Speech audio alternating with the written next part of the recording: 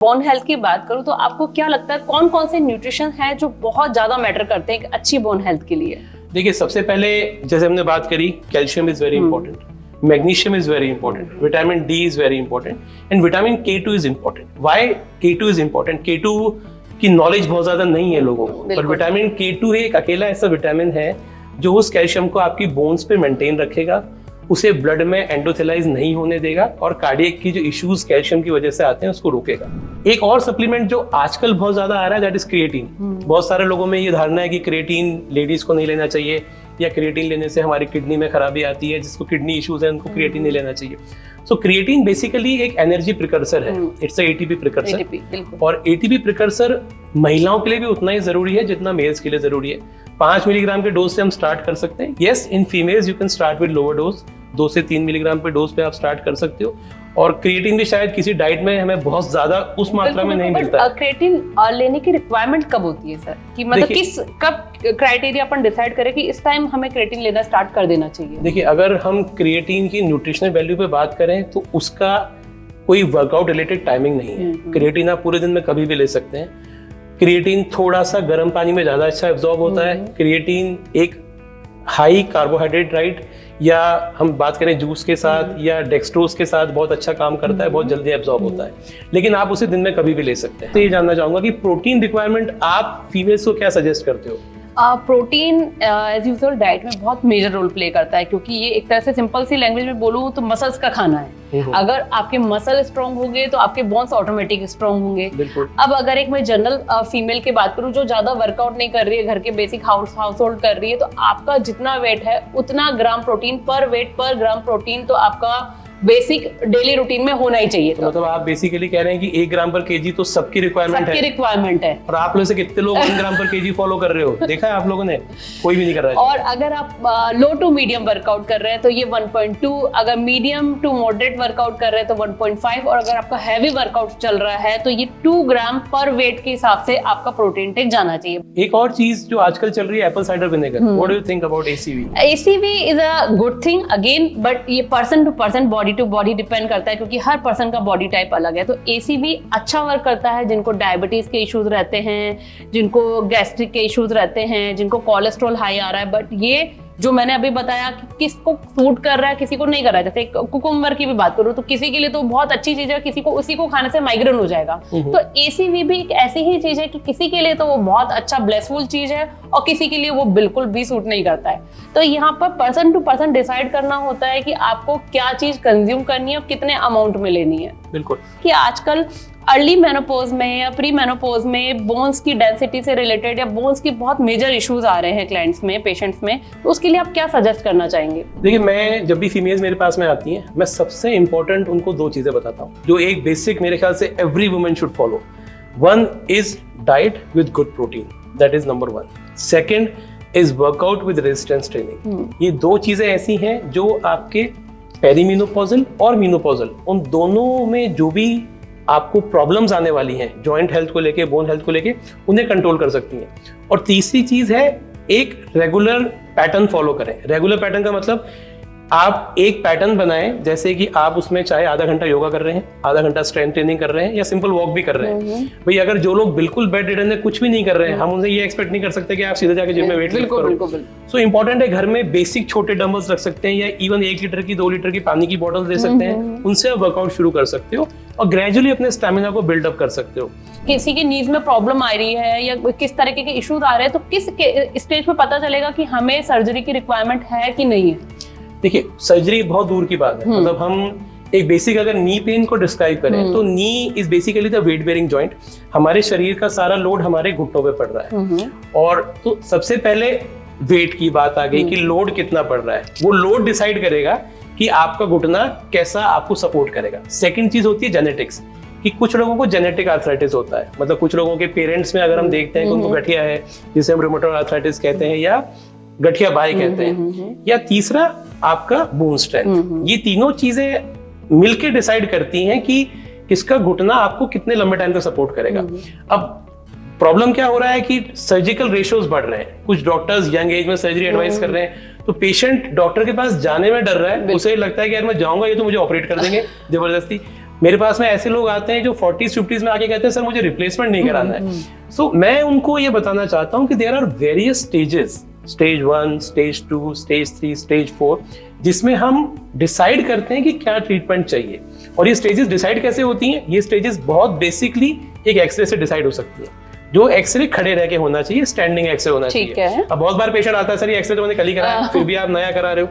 तो इम्पोर्टेंट ये है कि वो एक्सरे खड़े रह के किया गया हो, वो एक स्टैंडिंग एक्सरे हो। स्टैंडिंग एक्सरे से बेसिकली हम ये डिसाइड कर सकते हैं कि आपकी स्टेज कौन सी है और आपको कौन सी स्टेज के ऊपर डाइट वर्कआउट से काम चलेगा, लाइफस्टाइल मॉडिफिकेशन से काम चलेगा। That is basically stage 1 stage 2। जब आप स्टेज 1 स्टेज 2 को क्रॉस कर जाते हैं तो हम अलाइनमेंट को करेक्ट कर सकते हैं। तो स्टिल हमें रिप्लेसमेंट की नीड नहीं है, अलाइनमेंट करेक्शन से काम चलेगा। It is very late cases like stage 4 जहां पे इरिवर्सिबल डैमेज हुआ है, जहां पे हमें नी रिप्लेसमेंट की नीड पड़ती है। बट नी रिप्लेसमेंट के भी सर्जिकल आउटकम को सक्सेसफुल बनाने के लिए आपकी प्री कंडीशनिंग जरूरी है। So pre conditioning again comes to your diet, your exercises, your positive mindset. वो सब चीजें बहुत इंपॉर्टेंट है एक सक्सेसफुल सर्जिकल रिजल्ट के लिए।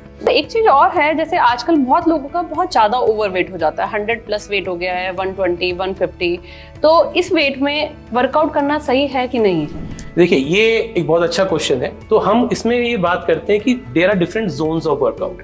ठीक है, तो जो लोग मॉर्बिडली ओबीज हैं, जिन्हें हम हाई BMI कैटेगरी में मॉर्बिड ओबेसिटी कहते हैं, सो वो लोग हैं जिनको आप इमीडिएटली वर्कआउट शुरू नहीं कर सकते। So morbidly obese it is very good to walk, जितना आप आराम से वॉक कर पाए, 15 मिनट, 10 मिनट वॉक करना भी ठीक रहेगा। क्योंकि जैसे कई लोग बोलते हैं मैम ज्यादा वेट ज्यादा है तो घुटनों पे प्रेशर ज्यादा आ रहा है तो घुटनों में दर्द रहने लग गया।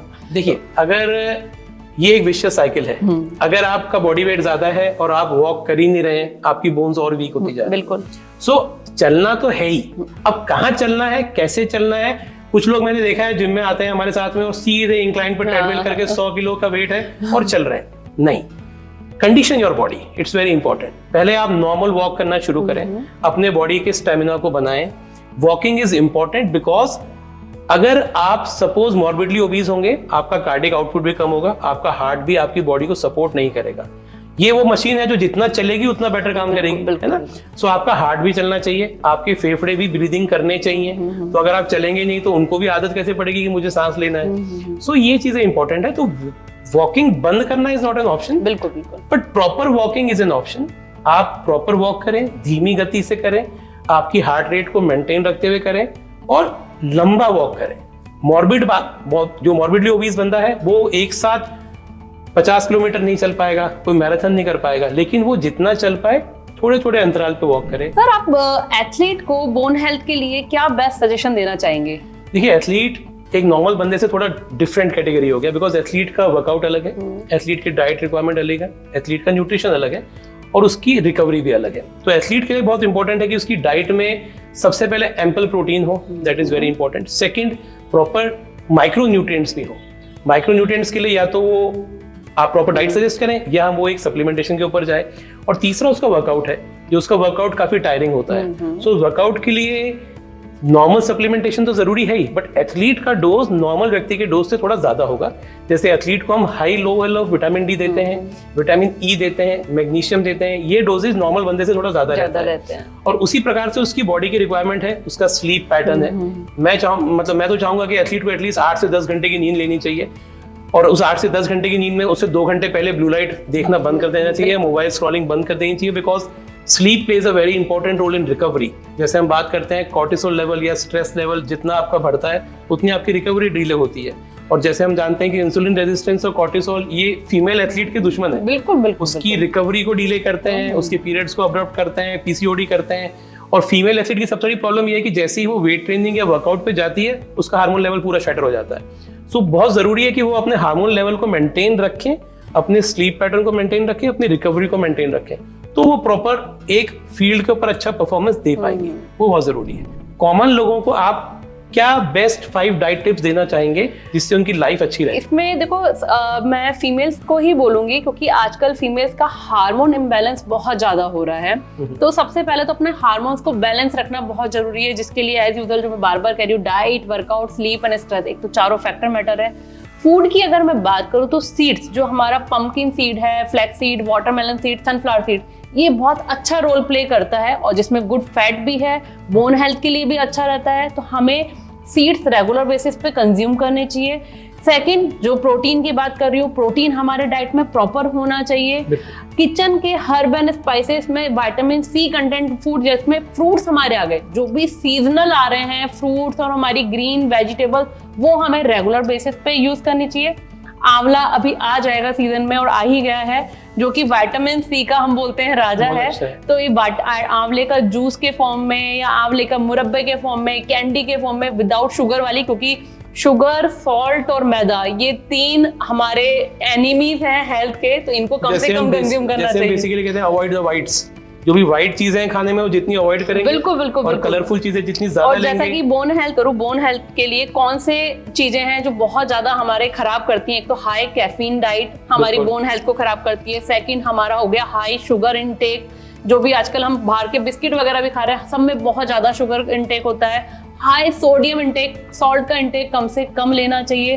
तो आज के जो पैकेज फूड आते हैं, मार्केट के पैकेज नूडल्स आ रहे हैं, इन सब में बहुत ज्यादा सोडियम इनटेक होता है, जो कि हमारी बोन हेल्थ को डिस्टर्ब करता है। तो इन चीजों को अवॉइड करना चाहिए और डेफिनेटली कॉम्बिनेशन ऑफ फूड आपके घर में जो लोकली और सीजनली अवेलेबल है वो आपको कंज्यूम करना चाहिए। अब सर, आप as a health expert, as a आप बोन एक्सपर्ट, आप क्या सजेस्ट करना चाहेंगे लोगों को? देखिए, बहुत इंपॉर्टेंट है कि ये कोई रॉकेट साइंस नहीं है बोन्स को मजबूत रखना या खुद को हेल्दी रखना। ये बहुत सिंपल है। प्रॉब्लम क्या है कि हम उसे कॉम्प्लेक्स बना देते हैं। So simply available food items, easily available food items जो ज़्यादा प्रोसेस नहीं है, मेरे ख्याल से वो रेगुलर डाइट में लेने चाहिए। एक बेसिक वर्कआउट रेजिम को फॉलो करना चाहिए, चाहे वो रेजिम कुछ भी हो सकता है। मैं लोगों को बोलता हूँ तो लोग मुझे कहते हैं हम वेट ट्रेनिंग नहीं कर सकते, हम रेजिस्टेंस ट्रेनिंग नहीं कर सकते। अरे भाई, कुछ भी करो यार, कुछ करो जो कर सकते हो। बिल्कुल, अगर कुछ भी नहीं करोगे तो कुछ भी नहीं होने वाला। सो बहुत इंपॉर्टेंट है, स्टार्ट मूविंग। चाहे केवल चलिए, चाहे वॉक करिए, चाहे स्पोर्ट्स खेलिए, कुछ भी करिए। जो आपके दिल को अच्छा लगता है वो करें, स्ट्रेस फ्री रहें। एक बहुत कॉमन सी चीज है जो आजकल मैं देख रहा हूँ, बच्चों को अच्छा नहीं लग रहा है। बहुत बार लोग आके कहते हैं अच्छा नहीं लग रहा है। अच्छा क्या नहीं लग रहा है? अच्छा करेंगे तो अच्छा लगेगा ना। बिल्कुल बिल्कुल। आप पूरे दिन घर में बैठे रहेंगे, नेचुरल लाइट से दूर रहेंगे, एक फ्रेश एयर से दूर रहेंगे, मोबाइल में घुसे रहेंगे, वेरी कॉमन। अच्छा नहीं लगेगा क्योंकि अच्छा हो ही नहीं रहा है। आपका एक्सपोजर यूवी लाइट्स पे बढ़ता जा रहा है। तो नेचुरल जितना रहेंगे, नेचुरल जितनी लाइफस्टाइल को फॉलो करेंगे, वो बहुत बेसिक है। स्ट्रेंथ को मेंटेन रखें, रेगुलर एक्सरसाइज करते रहें, जो भी आप कर सकते हैं, दैट इज वेरी इंपॉर्टेंट। किसी भी चीज को एक्सट्रीम्स पे नहीं ले जाएं। जैसे मैंने देखा है कुछ लोग सडनली ऐसे एक्सट्रीम जागते हैं कि आके 2 दिन के अंदर ही मैं सब कुछ, not possible. You have to build your body according to your needs. So जितना आप उस चीज को संयम के साथ फॉलो करें, इंपॉर्टेंट इज कंसिस्टेंसी। आप जितना उसको रेगुलर करेंगे, बार बार करेंगे, आप उतना एक्सपर्ट होंगे। जैसे हम सब जानते हैं, practice makes a man perfect.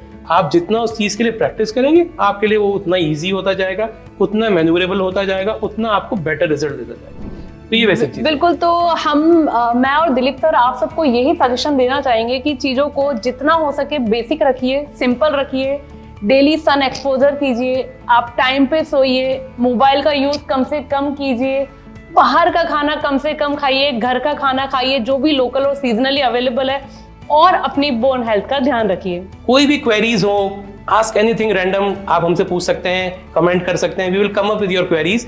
और अच्छा लगेगा हमें, आप हमसे पूछेंगे, because it is a platform where we can mutually discuss and clear each other. Because दुनिया में बहुत कुछ फैला हुआ है, बहुत कुछ इंस्टा पे आ रहा है, बहुत कुछ सोशल मीडिया पे आ रहा है, समझ में नहीं आ रहा है फॉलो किसको करना है। So come up with your queries and we will be very much happy to answer. Thank you. Thank you so much.